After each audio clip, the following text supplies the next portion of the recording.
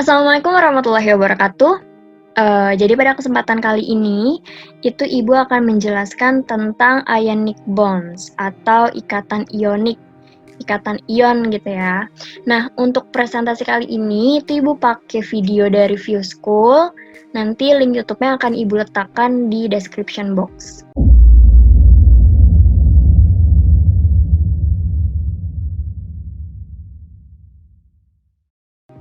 Nah, oke, sekarang kita belajar ya tentang ikatan ion. Kalau misalkan kita dengar atau kita baca ikatan ion, maka hal pertama yang harus kita pelajari itu adalah ion itu sendiri. Apa sih yang dimaksud dengan ion? Gimana sih proses terbentuknya ion gitu kan? Sekarang kita masuk nih. Di sini ceritanya ada atom. Nah, kalau kalian masih bingung atom itu contohnya apa, silakan lihat tabel periodik unsur. Di situ banyak sekali unsur-unsur atau atom gitu ya. Ada natrium, ada oksigen, ada karbon, dan sebagainya gitu. Nah, seperti yang kita ketahui gitu, semua atom itu, dia itu awalnya netral gitu. Dia tuh nggak punya muatan. Nah, lebih dari itu, setiap atom ini dia tuh maunya stabil. Cara dia stabil, itu dia mau elektron di kulit terluar, ini kan kulit terluar nih. Nah, dia tuh mau elektron di kulit terluar itu terisi 2 elektron atau 8 elektron. Atau sama kayak golongan gas mulia atau golongan 8A. Nah, kalau misalkan kalian lihat tabel periodik unsur, golongan 8A itu ada di yang paling kanan tuh, ada helium, neon, argon, kripton, dan yang lainnya gitu. Nah, masih ingat kan kalau misalkan elektron di kulit terluarnya itu terisi 2, berarti itu namanya duplet. Kalau misalkan elektron di kulit terakhirnya itu terisi 8 elektron, berarti namanya oktet. Nah, untuk unsur-unsur selain gas mulia yang maunya duplet gitu ya, atau yang maunya elektron di kulit terluarnya itu terisi 2, itu adalah atom-atom yang memiliki nomor atom kecil. Contohnya kayak hidrogen, terus litium, terus berilium, tuh dia maunya duplet. Nah, kalau yang lainnya yang punya nomor atom lebih tinggi gitu ya, lebih besar kayak natrium, dia kan nomor atomnya 11. Dia itu maunya oktet atau elektron di kulit terluarnya itu terisi 8 elektron gitu. Oke, nah kalau misalkan kita berbicara tentang ion, jadi ion itu adalah keadaan di mana suatu atom nih yang tadinya netral, dia akan melepaskan elektron atau memperoleh elektron sehingga nanti dia akan punya muatan gitu. Nah, berbicara tentang elektron itu nggak tiba-tiba muncul atau tiba-tiba hilang, tapi elektron itu pindah dari satu atom ke atom yang lainnya. Sehingga nih kalau misalkan dia udah pindah, jadi punya muatan nih yang tadinya netral, dia bakalan punya muatan. Nah, untuk tahu gimana mekanismenya, kita langsung review aja nih ya. Kita langsung pelajari aja nih dari video ini. Di sini contohnya ada NaCl atau natrium klorida. Atau nama lainnya itu adalah garam dapur. Jadi kalau kalian ke dapur, terus kalian lihat ada garam, itu sebenarnya nama aslinya adalah natrium klorida gitu. Dia itu terbentuk dari ion Na plus dan ion Cl- gitu. Nah, sekarang kita lihat mekanisme dari pembentukan ikatan ion nih. Di sini itu ada atom Na. Kita lihat nih konfigurasinya. Dia kan nomor atomnya ada 11 ya. Kemudian kita bikin konfigurasinya. Di sini ada 2 elektron masuk ke kulit pertama, 8 elektron masuk ke kulit kedua, 1 elektron masuk ke kulit ketiga. Ini konfigurasi model Bohr ya. Kemudian karena atom itu pengen stabil, ingat ya karena dia nomor atomnya udah tinggi berarti dia maunya oktet gitu kan. Nah, maka kemungkinan Na itu dia harus melepaskan 1 elektron atau dia harus menangkap 7 elektron gitu, supaya elektron di kulit terakhirnya itu jadi 8. Ya otomatis Na akan memilih melepaskan 1 elektron dong. Logikanya kan usahanya akan lebih sedikit ketika dia melepaskan 1 daripada dia harus ngambil 7 elektron gitu. Nah, akhirnya dia melepaskan 1 elektron, dan yang kebentuk adalah Nih, muatannya jadi muatan positif. Maksudnya gimana tuh? Tadi kan Na itu netral ya. Nah, ketika dia netral, kemudian dia melepaskan satu elektron, di mana elektron itu kan muatannya negatif. Jadi yang tadinya dia netral, kehilangan atau ngebuang satu yang negatif, otomatis dia akan menjadi positif gitu. Positif berapa? Positifnya positif 1, karena dia melepaskan cuma satu elektron gitu. Nah, akhirnya namanya berubah nih, yang tadinya atom natrium berubah nama jadi ion Na plus gitu. Nah, harusnya kan tadi plus 1 ya, tapi kalau 1 itu nggak usah ditulis. Jadi penulisannya cuma Na plus aja. Nah, kemudian elektronnya itu ternyata nggak hilang gitu. Elektronnya itu akan pindah gitu ke atom lain yang membutuhkan elektron gitu. Di sini contohnya ada Cl. Kita lihat dulu nih, Cl itu kan nomor atomnya 17 ya. 2 masuk di kulit pertama, 8 masuk di kulit kedua, dan 7 ada di kulit ketiga. 2, 4, 6, 7 tuh ya. Nah, Cl juga sama, dia tuh mau stabil, dia tuh mau karena nomor atomnya udah tinggi, dia mau oktet gitu. Dia mau elektron di kulit terluarnya itu ada 8 elektron. Nah, berarti dia punya 2 kemungkinan kan, nangkep 1 elektron atau ngelepasin 7 elektron gitu. Otomatis Cl pasti akan memilih untuk menangkap 1 elektron, ya nggak? Karena usahanya akan lebih sedikit. Akhirnya, dia menangkap 1 elektron, dan yang terbentuk adalah nah, yang terbentuk yang tadinya dia netral, berubahlah nih. Jadi punya muatan negatif 1. Kan tadi Cl itu netral. Dia ketambahan elektron, di mana elektron itu muatannya negatif gitu kan. Berarti yang tadinya netral, dia jadi punya muatan negatif. Negatifnya negatif berapa? Negatif 1, karena dia ketambahannya cuma 1 elektron kan. Tapi ya udah, 1 itu nggak usah ditulis gitu. Jadi yang tadinya atom Cl berubah nama jadi ion Cl- gitu. Tapi perlu diketahui juga nih kalau misalkan kita tuh sebenarnya nggak tahu kayak tadi Na itu kan melepaskan 1 elektron. Nah, kemudian diterima sama Cl. Cl nangkep elektron dari Na. Kalau di video kan kayak gitu. Nah, tapi di keadaan sesungguhnya, kita itu nggak tahu sebenarnya Na itu melepaskan elektron, terus ditangkapnya itu sama siapa sih? Bisa jadi bukan sama Cl, bisa jadi itu sama oksigen, atau sama yang lainnya gitu kan.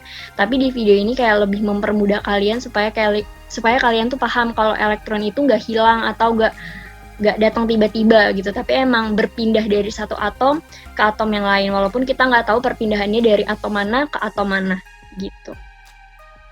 Nah, kemudian kita lanjut, akhirnya kebentuk nih tadi ada ion Na+, sama ada ion Cl-. Nah, kemudian kita lihat nih, muatan mereka itu berlawanan. Na itu muatannya positif, Cl itu muatannya negatif. Kemudian jumlah muatan mereka ternyata sama. 1 kan ya, ini positif 1, berarti muatannya itu ada 1. Di sini negatif 1, berarti muatannya ada 1 juga. Ternyata seimbang. Nah, kalau seimbang, itu tandanya mereka cocok gitu. Udah muatannya berlawanan, terus ternyata total muatan masing-masing ion ini tuh seimbang atau sama gitu. Kira-kira apa yang akan terjadi?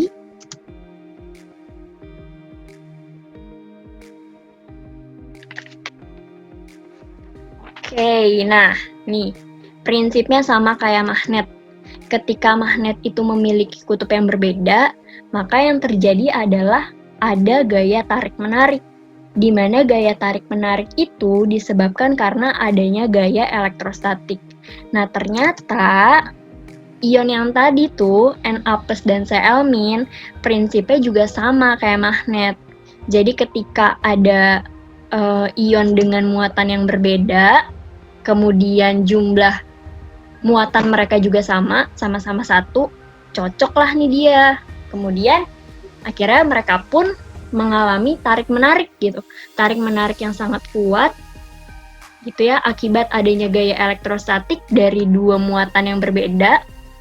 Nah, karena tarik-menariknya sangat kuat, jadi terlihatnya itu seperti Na dan Cl Na plus dan Cl- ini kayak berikatan gitu. Makanya dinamakan ikatan ion atau ikatan yang terjadi karena gaya elektrostatik antara dua ion dengan muatan yang berbeda gitu. Nah, sekarang ada contoh lagi nih. Di sini ada magnesium dan ada oksigen. Kira-kira bagaimana ya proses terjadinya ikatan ion pada mereka? Sebenarnya ini sama aja sih, sama aja kayak yang tadi tuh, natrium dan klor. Sekarang kita coba perhatikan satu-satu ya. Di sini kan ada magnesium nih, di mana di kulit terluarnya itu ada 2 elektron. Nah, magnesium ini kan nomor atomnya udah tinggi ya, tuh kelihatan elektronnya juga banyak. Nah, magnesium ini pengennya tuh oktet, atau elektron di kulit terluarnya itu terisi 8 elektron. Jadinya, kemungkinan magnesium adalah melepaskan 2 elektronnya dia, atau menerima atau nyari gitu ya, nyari 6 elektron.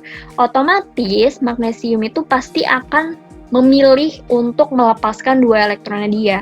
Lebih mudah kan daripada harus nyari 6 elektron lagi gitu. Nah, jadi untuk magnesium kayak gitu. Nah, kalau untuk oksigen, di sini kita lihat ya.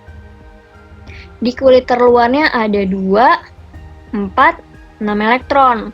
Nah, oksigen juga maunya oktet atau elektron di kulit terluarnya itu terisi 8 elektron gitu. Nah, maka dari itu oksigen udah pasti akan menerima atau mencari 2 elektron. Nah, sehingga yang akan terbentuk itu seperti apa? Kita lihat nih. Ketika magnesium melepaskan 2 elektron dan oksigen menerima 2 elektron. Nah, yang terbentuk apa? Nah, magnesium akan berubah yang tadinya dia netral menjadi bermuatan.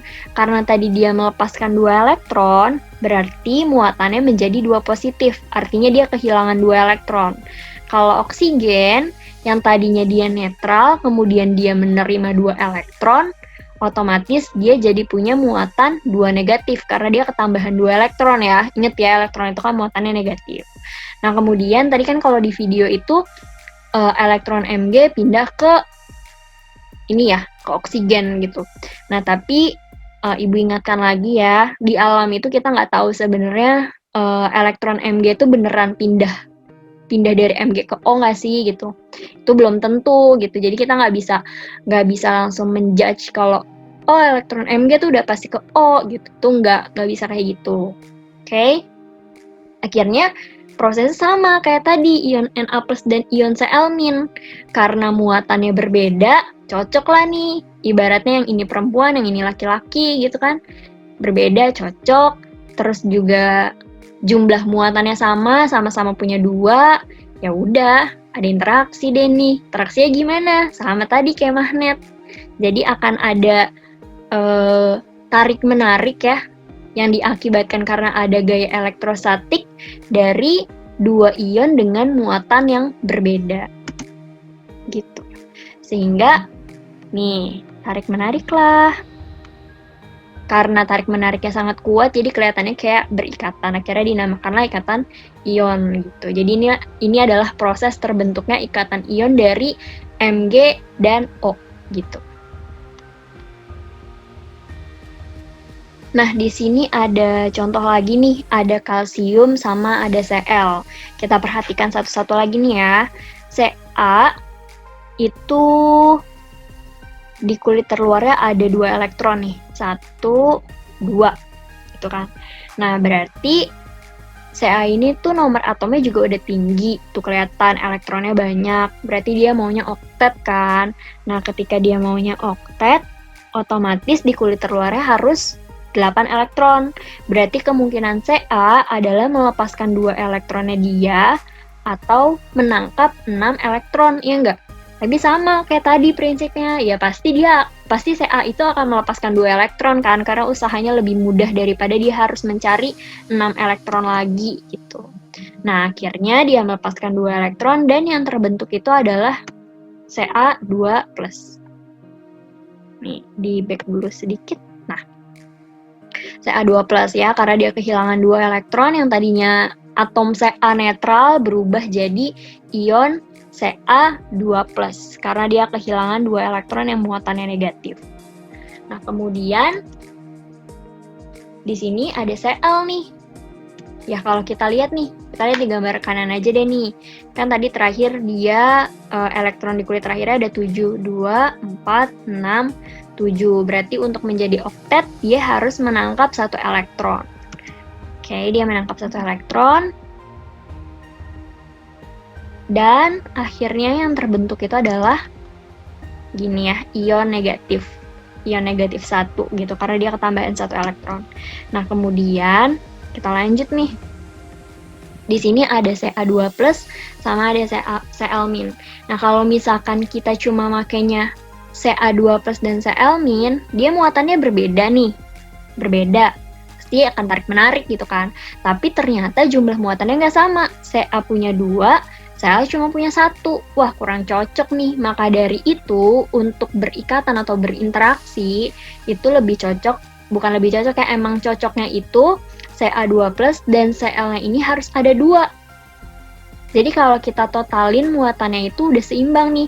Di sini ada 2+, di sini ada 2-. Berarti udah nih, cocok banget nih. Nah, ketika udah pas nih muatannya, maka yang terjadi apa? Sama kayak yang sebelumnya, prinsipnya sama kayak yang sebelumnya. Yaitu, nah, gini, akan terjadi tarik-menarik yang diakibatkan dari gaya elektrostatik karena adanya ion dengan muatan yang berbeda, gitu. Nah, jadi kalau misalkan kita lihat nih ya, dari 3 senyawa yang tadi kita udah pelajari, semuanya itu punya muatan yang netral. Di sini ada +1, di sini -1. Di sini ada +2, di sini juga ada -2. Di sini ada +2, dan di sini juga ada -2. Jadi untuk membentuk suatu ikatan ion ini, ternyata muatannya itu mesti netral atau mesti seimbang, seperti itu. Nah, singkatnya, ikatan ionik itu adalah ikatan yang terjadi karena gaya elektrostatik antara ion dengan muatan yang berlawanan atau muatan yang berbeda nih. Tadi ya, karena dia muatannya berbeda, itu akan tarik-menarik akibat adanya gaya elektrostatik. Nah, ketika senyawa ionik terbentuk, muatannya itu harus seimbang agar senyawa ionik yang dihasilkan itu memiliki muatan yang netral. Tadi ya, kalau misalkan positifnya 1, berarti negatifnya juga harus 1. Jadi muatannya harus seimbang. Seperti itu. Oke, sudah selesai. Jadi sekian presentasi kali ini. Asik presentasi. Ya, udah selesai. Kurang lebihnya mohon maaf. Wassalamualaikum warahmatullahi wabarakatuh.